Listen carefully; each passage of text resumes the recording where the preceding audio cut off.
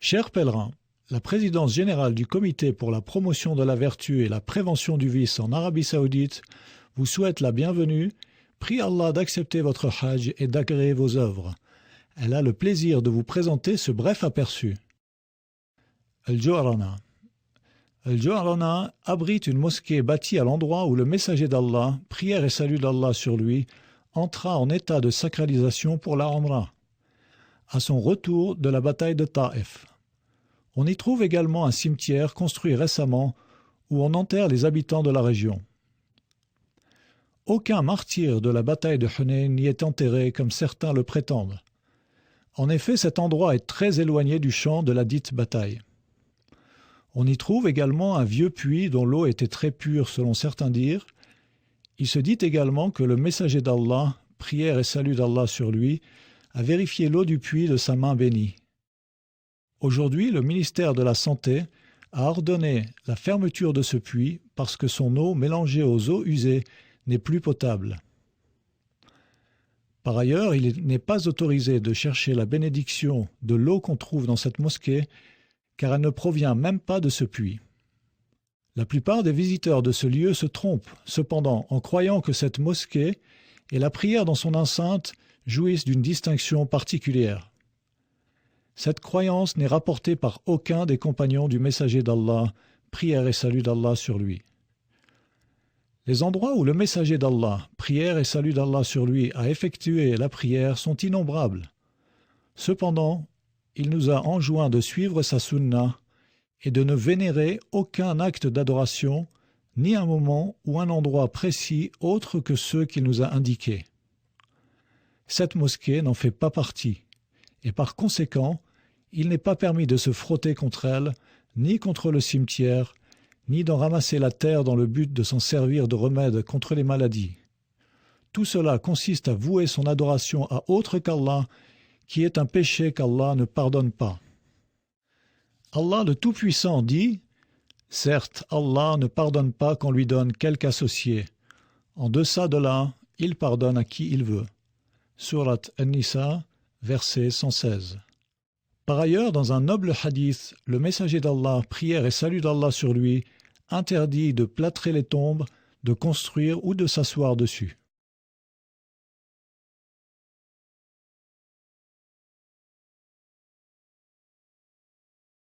Chers pèlerins, la présidence générale du Comité pour la promotion de la vertu et la prévention du vice en Arabie Saoudite vous souhaite la bienvenue, prie Allah d'accepter votre hajj et d'agréer vos œuvres.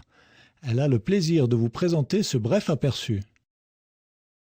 La bibliothèque de la Mecque. Construite en 1370 de l'Hégire, 1950, la bibliothèque de la Mecque est dirigée par le ministère saoudien des Affaires islamiques. Elle contient des livres et des manuscrits historiques précieux. D'après certains historiens, la bibliothèque est construite sur le site où se trouvait jadis la maison où est né le messager d'Allah, prière et salut d'Allah sur lui. En fait, les compagnons et ceux qui les suivirent, qu'Allah soit satisfait d'eux, n'accordèrent aucune attention à la préservation des lieux n'ayant pas de rapport avec l'adoration, contrairement aux sites où s'accomplissent les rites du Hajj par exemple. Ils ne préservèrent pas le lieu où naquit le messager d'Allah, prière et salut d'Allah sur lui, car celui-ci n'a pas de lien avec l'adoration autorisée, et parce qu'ils étaient occupés par plus important que cela, c'est-à-dire de consigner les sciences et les actes d'adoration légaux et valides. Notre prophète Mohammed, prière et salut d'Allah sur lui, est venu avec une religion parfaite, qui n'accepte ni ajout ni suppression, dont les actes d'adoration doivent se pratiquer à des moments et des lieux déterminés. Quiconque y ajoute quoi que ce soit tombe dans l'exagération religieuse, tandis que celui qui la connaît et la pratique obtient l'amour d'Allah et de son messager. De ce qui précède, nous saisissons la place historique et culturelle réelle de la bibliothèque de la Mecque et nous comprenons qu'il n'est pas autorisé d'y accomplir quelque adoration que ce soit, ni d'en rechercher la bénédiction, ou de prononcer une invocation à cet endroit en particulier, ni d'accomplir une prière dans sa direction au lieu de se diriger en direction de la noble Kaaba. Vous voici arrivés à la mosquée sacrée, le lieu le plus pur et le plus sacré sur terre. Utilisez votre temps en suivant l'exemple du messager d'Allah, prière et salut d'Allah sur lui, et de ses nobles compagnons, lorsqu'ils visitaient la Mecque pour accomplir le Hajj ou la Umrah. Suivez leur voie et leur exemple, car on n'a pas rapporté que l'un d'eux a visité le site où se trouve cette bibliothèque, qui n'a en fait été construite que récemment. La présidence générale de la Commission de la recommandation du convenable et de l'interdiction du blâmable du Royaume d'Arabie Saoudite vous présente.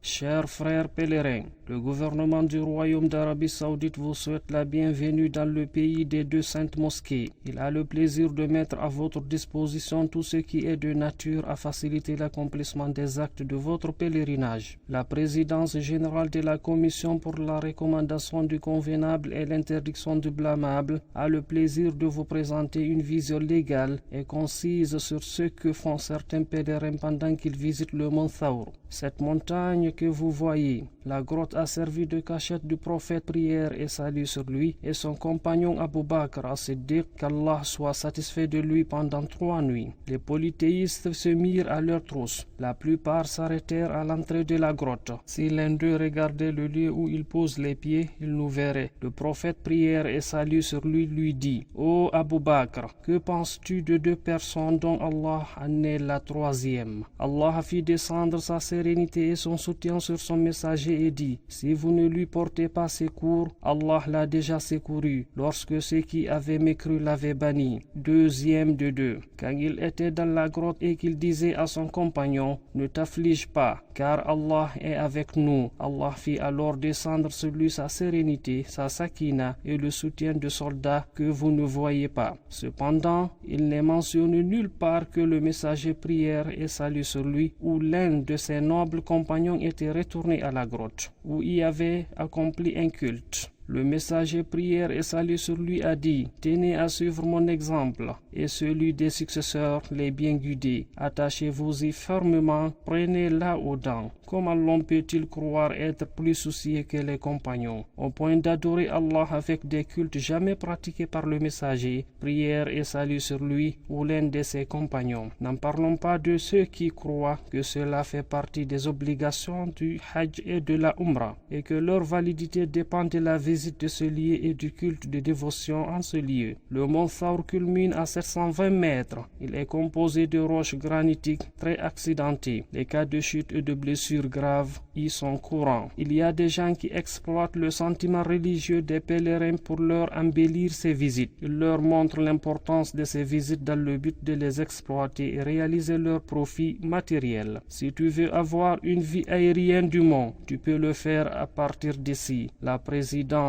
générale de la Commission de la recommandation du convenable et de l'interdiction du blâmable vous souhaite un pèlerinage pieusement accompli, un parcours agréé et les péchés absous. La présidence générale de la Commission de la recommandation du convenable et de l'interdiction du blâmable du Royaume d'Arabie Saoudite vous présente. Chers frères pèlerins, le gouvernement du Royaume d'Arabie Saoudite vous souhaite la bienvenue dans le pays des 2 saintes mosquées. Il a le plaisir de mettre à votre disposition tout ce qui est de nature à faciliter l'accomplissement des actes de votre pèlerinage. La présidence générale de la Commission pour la recommandation du convenable et l'interdiction du blâmable a le plaisir de vous présenter une vision légale et concise sur ce que font certains pèlerins pendant qu'ils visitent le mont An-Nour. La grotte Hira se trouve dans le mont Hira. C'est le mont où le messager, prière et salut sur lui, se retirait pour la prière avant qu'il ne reçoive la révélation. Après la révélation, ni le messager, prière et salut sur lui, ni l'un de ses compagnons ne s'y est jamais rendu dans le but d'adorer Allah. Cela prouve que la visite de ce mont ne fait pas partie des actes du pèlerinage. Elle n'est pas également considérée comme un culte de dévotion légale. Le mont An-Nour culmine à 642 mètres, dont 120 mètres sont très escarpés. Les cas de chute sont courants sur ce mont. Ces chutes entraînent la mort et les blessures graves parce que le mont est non seulement accidenté mais escarpé aussi. On n'atteint la grotte que difficilement et ce parcours est de 2 heures au minimum. D'aucuns pensent que la visite de la grotte de Hira fait partie des obligations du Hajj. Mais en réalité, le messager, prière et salut sur lui, ne l'a jamais visité lors de son pèlerinage. Quiconque le fait dans le but d'adorer Allah a agi contrairement au messager, prière prière et salut sur lui et ses nobles compagnons. Il y a des gens qui exploitent le sentiment religieux des pèlerins pour leur embellir ces visites. Ils leur montrent l'importance de ces visites dans le but de les exploiter et réaliser leurs profits matériels. Le messager prière et salut sur lui a dit: tenez à suivre mon exemple et celui des successeurs les bien guidés, attachez-vous-y fermement, prenez-la aux dents. Vous pouvez avoir une vue sur ce mont à partir d'ici au lieu de monter jusqu'au sommet. La présidence générale de la commission de la recommandation du convenable et de l'interdiction du blâmable vous souhaite un pèlerinage pieusement accompli, un parcours agréé et les péchés absous.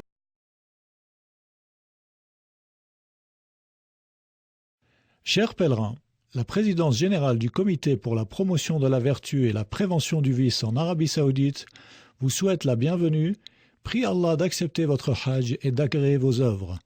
Elle a le plaisir de vous présenter ce bref aperçu. Le mont Arafat. Le messager d'Allah, prière et salut d'Allah sur lui, dit: excepté Batn Arana, il est autorisé de stationner dans tout Arafat. Hormis la vallée de Arana, où le messager d'Allah, prière et salut d'Allah sur lui, nous a interdit de nous tenir le jour de Arafat, aucun autre endroit ne bénéficie de particularité. Quant au mont Arafat, aussi appelé mont Hilal, il est comme le reste du périmètre. La station sur ce mont n'a pas une rétribution particulière.